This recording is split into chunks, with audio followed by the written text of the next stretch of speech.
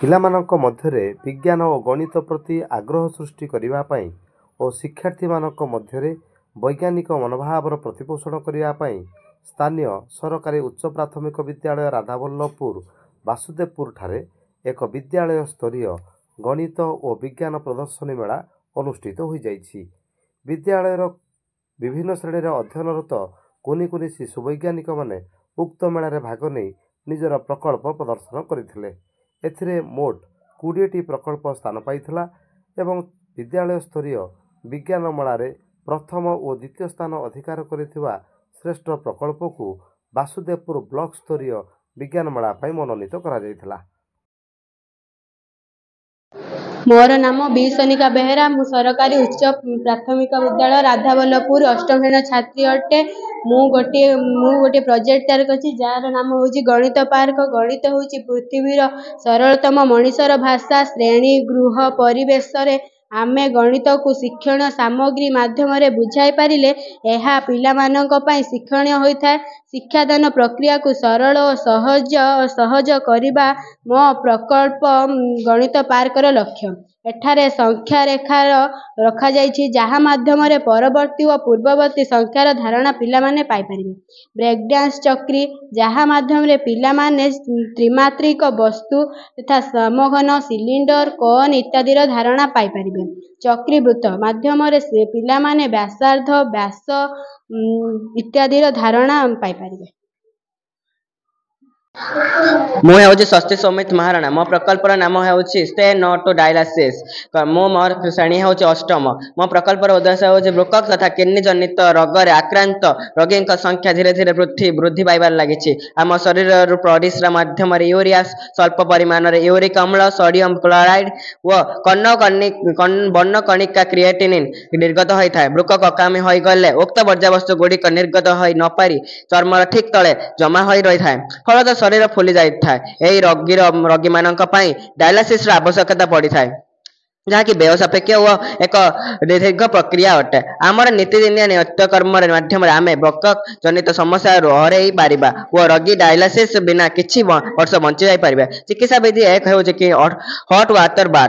वृकक तथा किडनी जनित रोगरे आक्रांत होई डायलिसिस आवश्यक करुथुवा रोगी प्रतिदिन सकाळ और संध्यारे 40 डिग्री तापमात्रा थिबा एक गाधुआ कुंडरे 30 मिनिट लेखाएं शरीर समस्त अंग को मुंड बिना बुड़ाए रखा पड़िथाय। फलत चर्म तले जमा होइथिबा वर्ज्यवस्तु गुड़िक शरीर मध्य जल माध्यम चली आसी थाए। चिकित्सा विधि 2 हेउछि अन्य अंटी। पियाज चपार प्रस्तुत चाहारे क्यूरसेटिन नामक एक आंटी ऑक्सीडेंट थाए जहाँकि रक्त रे थिबा वर्ज्यवस्तु को शरीर निष्कासित करिथाय। जदि जणे व्यक्ति दैनिक 2 थर एही चाहा पीबार अभ्यास करिथाय ताहाको डायलिसिस र आवश्यकता पड़िबो नाही। क्यूरसेटिन अकामी होई जाइथिबा किडनी पुनः कार्यक्रम कराई पारिबो। चिकित्सा विधि 3 बनाना स्टेम जूस। एथिरे 33.42% carbon 0.49% nitrogen and 6.17 hydrogen potassium and magnesium अठाए।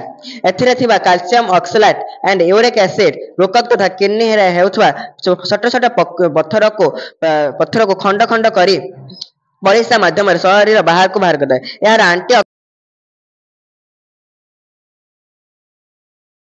Suchismita Behera. मु सरकारी उच्च प्राथमिक विद्यालय अष्टम श्रेणी छात्री।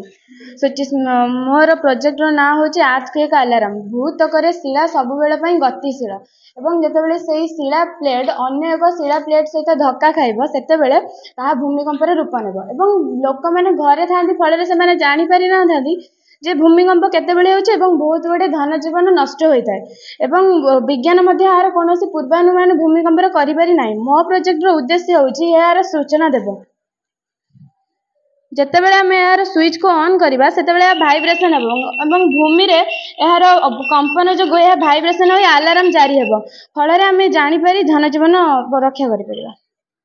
मोर नाम ज्ञानरंजन पल्ले। मु अष्टम श्रेणी छात्र अटे।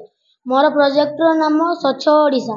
प्रोजेक्ट स्वच्छ होची जे आम परिवेश को सफा सुतरा रखिले आमे संक्रमक रोग ठारू वंचित रहिबा जेमिति कि हाड़ फुटी डेंगू मलेरिया हईजा संक्रामक रोग ठारू बंचिकी रहिबा।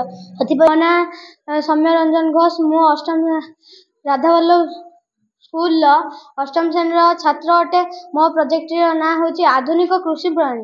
आपण कृषि हूँ एक पुरातन पद्धति को किसी नूतन भाव परिवेशन करने मुझे मॉडल टी प्रस्तुत कर मॉडल आसतु देखा ये मॉडल किसी कार्य। ये मॉडल प्रथम हूँ खरीफ फसल और रबी फसल। खरीफ फसल वर्षा दिन होता है जून रु सेप्टेम्बर मध्य खरीफ फसल होता है और रबी फसल अक्टोबर रु मार्च पर्यंत होता है। रबी फसल शीत दिन होता है। रबी फसल उदाहरण हूँ सरिष बुट मटर मक्का गहम आदि। आ खरीफ फसल उदाहरण हूँ धान मक्का कपा सोयाबीन इत्यादि। तापर आम देखा कृषि प्रणाली प्रथम हूँ हल द्वारा आमर प्रसव पदार्थ माने तलु माटी तलु ऊपर को बाहरी आसी था। यही हल आम ट्रैक्टर और कल्टिवेटर साहाय्य करूँ। तापर है मंजी बुणा। मंजी बुणा उन्नत मानर मंजी दरकार। मंजी को उन्नत मानर रूपे जानापी मंजी को पानी रे बुड़ाई जो मंजी गुड़िक पानी रे बुड़ी जाए और जो मंजी गुड़िक पानी रे भासे से गुड़िक हूँ खराब मंजी। आ जो गुड़िक मंजी माटी रे पानी रे पशि जाए ताको भल मंजी कहुए। से नाम शुभम कुमार बेज। मोर श्रेणी अष्टम। मोर प्रोजेक्ट नाम है स्थानीय मान गैलेरी। एथिरे पिला माने एकक दशक शतक स्थानीय अंक मान को जानी पारिबे वो यही एकक दशक शतक स्थानीय अंक मान समष्टि मध्य जानी पारिबे। आमे माने एथिरे किछि छोट छोट गुड़ी गुड़िक पकाईदेले एकक घरे केतोटी गुड़ी रही? 3टी। आम एक घरे 3 लिखा। आ दशक घरे रही केतोटी? 1 2 3 4 5 5टी रही। आम 5 रखा। आ शत घरे रही 1 2 3 4 5 5 भी ले। आम संख्या टी केते हैला? 553। यही भाव पिला माने स्थानीय मान गैलेरी रो जानी पारिबे। मो ना शुभंकर दास। मु सरकारी उच्च प्राथमिक विद्यालय राधावल्लभपुर रो जने छात्र अटे। मो श्रेणी हूँ षष्ठ श्रेणी। मोर प्रोजेक्ट नाम हूँ कल यंत्र। द्वारा आपण जानीपारे जे बोतल ले पानी पुराई देले जो स्ट्रॉ द्वारा आपे आपे पानी बाहर।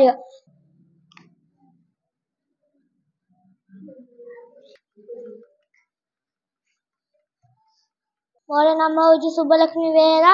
मु सप्तम श्रेणी छात्री अटे। मोर प्रोजेक्ट नाम हूँ बड़ सान गोटे मेसीन रे बड़ सान और समान जानी पारिबा।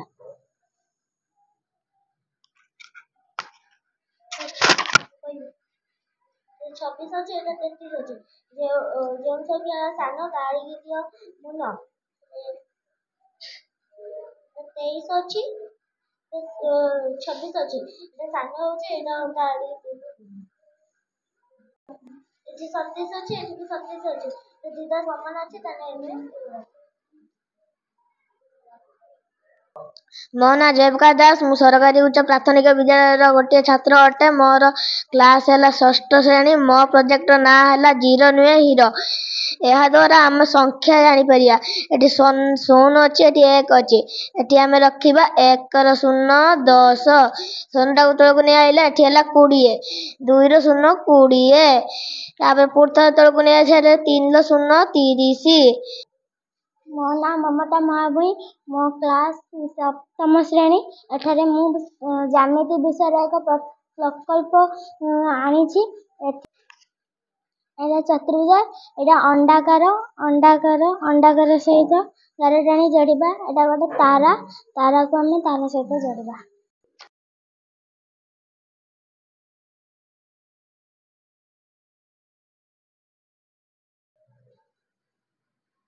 मोर नाम पायल मंडल। मु सरकारी उच्च प्राथमिक विद्यालय राधावल्लभ स्कूल रे पढ़े। मु पंचम श्रेणी छात्री अटे। मोर प्रकल्पर नाम संख्यार रामदूली। यही प्रकल्प रे गोटे संख्यार परवर्ती और पूर्ववर्ती संख्या जानीपर।